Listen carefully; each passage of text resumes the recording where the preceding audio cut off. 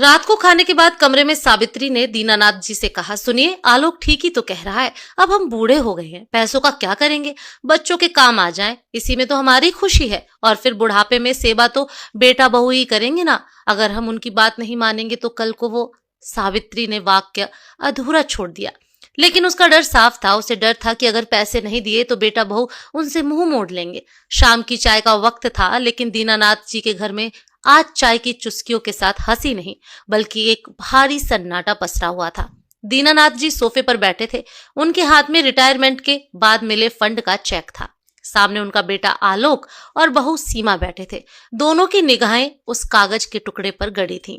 आलोक ने गला साफ किया और चुप्पी तोड़ी। पापा, अब इसमें सोचने की क्या बात है? शर्मा जी का प्रोजेक्ट बहुत अच्छा है। अगर हम अभी इन्वेस्ट कर देंगे तो 2 साल में पैसे डबल हो जाएंगे। और वैसे भी हमारा यह घर अब छोटा पड़ रहा है, बच्चे बड़े हो रहे हैं, उन्हें अलग कमरे चाहिए। मैंने और सीमा ने सोचा है कि आपके रिटायरमेंट के पैसों और इस घर को बेचकर जो पैसा आएगा उससे हम पॉश कॉलोनी में एक बड़ा डुप्लेक्स ले लेंगे। वहां आपके लिए ग्राउंड फ्लोर पर एक अच्छा सा कमरा होगा। दीनानाथ जी ने चश्मा ठीक किया और अपनी पत्नी सावित्री की तरफ देखा। सावित्री हमेशा की तरह सिर झुकाए बैठी थी। उसके चेहरे पर एक कश्मकश थी। वह बेटे के प्यार और पति के स्वाभिमान के बीच झूल रही थी। सीमा ने बात आगे बढ़ाई, हाँ बाबूजी, और वहां पार्क भी है। आप आराम से सुबह शाम टहल सकते हैं। यहाँ तो गली में इतना शोर रहता है, हमने तो बस आपकी सुविधा के लिए ही सोचा है। दीनानाथ जी ने गहरी सांस ली। मेरी सुविधा या तुम्हारी जरूरत? उनके मन में सवाल उठा, लेकिन होठों तक नहीं आया।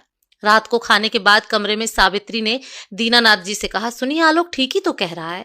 अब हम बूढ़े हो गए हैं, पैसों का क्या करेंगे? बच्चों के काम आ जाए, इसी में तो हमारी खुशी है। और फिर बुढ़ापे में सेवा तो बेटा बहू ही करेंगे ना। अगर हम उनकी बात नहीं मानेंगे तो कल को वो। सावित्री ने वाक्य अधूरा छोड़ दिया, लेकिन उसका डर साफ था। उसे डर था कि अगर पैसे नहीं दिए तो बेटा बहू उनसे मुंह मोड़ लेंगे। दीनानाथ जी पूरी रात सो नहीं पाए। उनकी आंखों के सामने पिछले 40 साल का रील घूमने लगा। कैसे उन्होंने आलोक की इंजीनियरिंग की फीस भरने के लिए अपनी पुरानी स्कूटर 10 साल और चलाई थी। कैसे सावित्री ने अपनी बीमारी को नजरअंदाज किया ताकि घर में पैसों की तंगी ना हो। उन्होंने अपनी पूरी जवानी, अपनी सारी इच्छाएं बच्चों के नाम कर दी थी। और आज जब उनके पास जीवन की आखिरी पूंजी बची थी तो बच्चे उसे भी भविष्य के नाम पर मांग रहे थे।